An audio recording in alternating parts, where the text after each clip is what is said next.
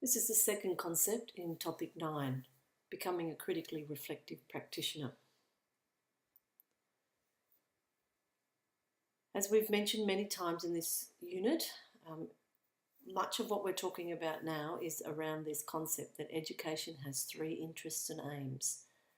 All 3 are important and all 3 must be kept in clear view and in balance. The process of engaging in critical reflection will help you keep all of these in balance and in view. As we've said before, quite often there's a tendency for technical interests and aims and even practical interests and aims to take precedence over more critical interests and aims.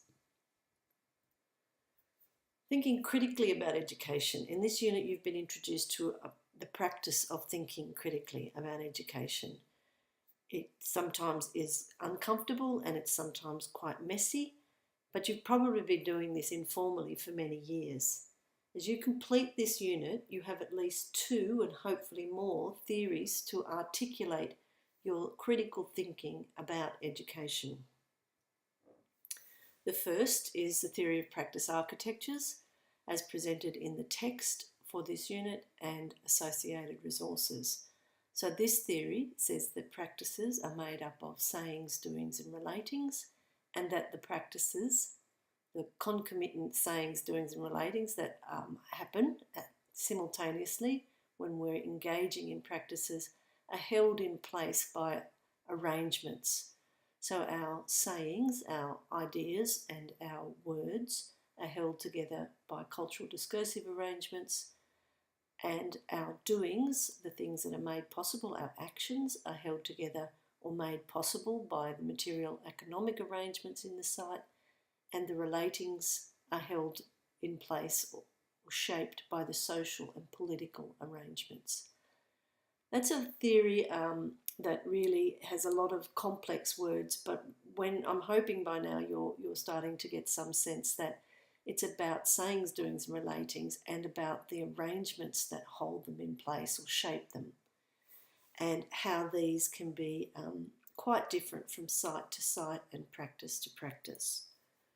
The other theory that you've been introduced to briefly is recognition theory, as Anne has explained to you. Axel Honneth, also a critical theorist, particularly relevant to our interests in student well-being and student participation. He focuses especially on the role and importance of human interaction in the formation of the individual and social identity. Honneth distinguishes 3 modes by which recognition occurs between individuals and groups in modern societies. So he says that these happen in the realm of love, rights and solidarity. I won't go through that in great detail now. You can revisit the presentation where Anne's unpacked that for you. But they're 2 quite robust critical theories. And yeah, I won't say any more about that. So in terms of applying the critical lens to education, Anne Graham also talked to you in both topics 7 and 8 about the large-scale study she and colleagues have undertaken in primary and secondary schools across New South Wales, Victoria and Queensland. So this is a great example of a critical lens being applied to education to see something different, something new, something that hasn't been uncovered before. The research aimed to generate new knowledge about wellbeing in schools. We know a lot about wellbeing in schools, but this particular study, because it applied this theory of recognition, this critical theory, has actually uncovered some really new and interesting findings. The study is still the largest in Australia to date, and it's having really serious impact on the way wellbeing is understood in policy and in practices in schools across the country. So that's a really terrific example of the importance of applying a critical lens to education. In terms of understanding the role reflection plays in thinking critically, there are 2 key theorists that I'd like to point your attention to. One is John Dewey, who really talked about reflective thinking as being different from other forms of thinking. He said that reflective thought seeks to establish belief upon the firm basis of reason. So moving beyond Dewey's argument or concept of reflective thinking was that that notion of challenging the routine. So there has to be a good reason to be doing something, and a good reason is not just because that's the way we do things and that's the way we've always done things. It's about thinking about why you're doing things in particular ways.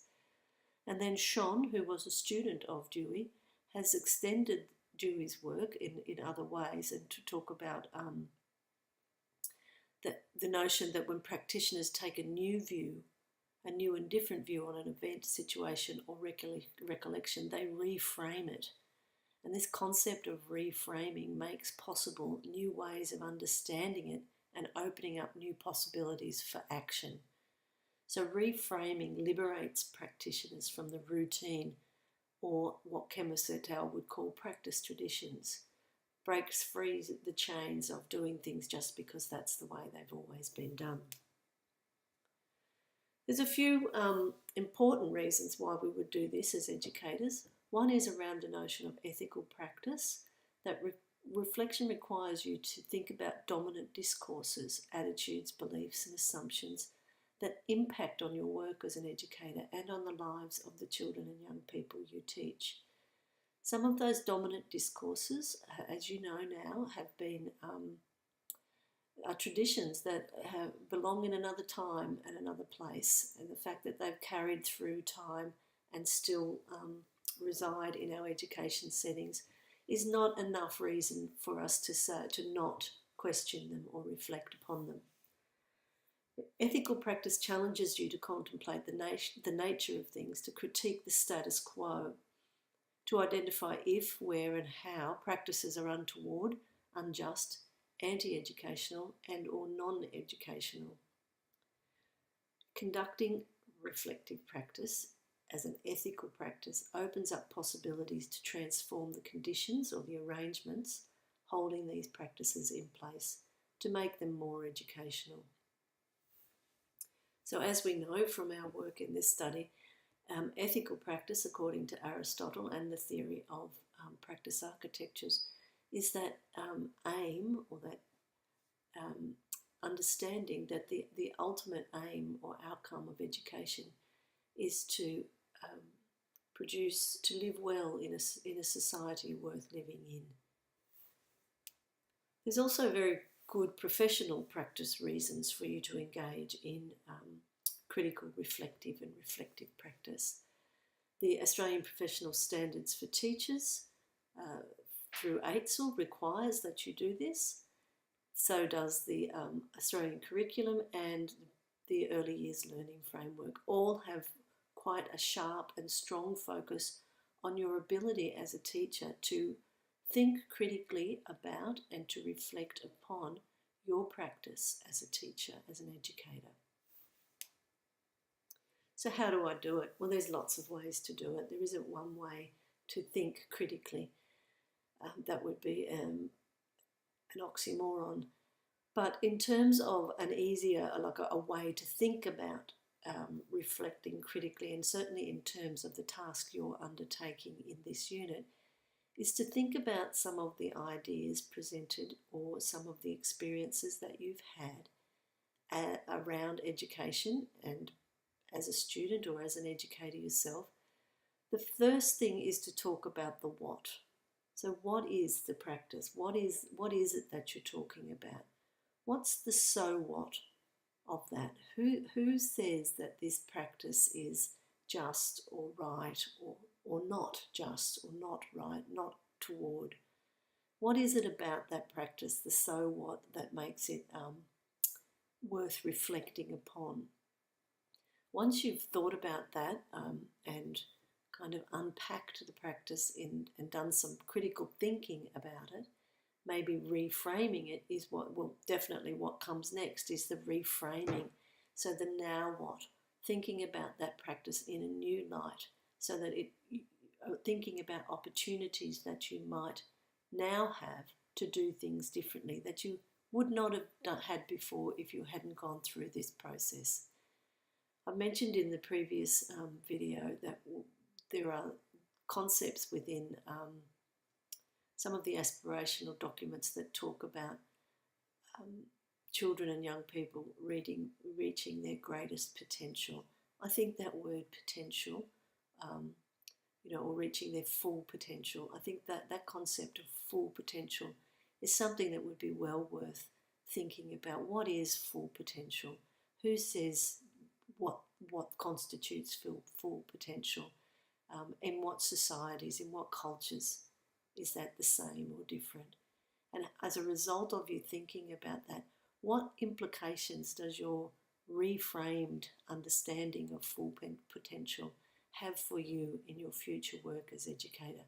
Maybe it's a term that you would use more carefully, or in cross-cultural settings, you might be wary of using it all, because there could be quite different cultural understandings of what full potential means. Just an example.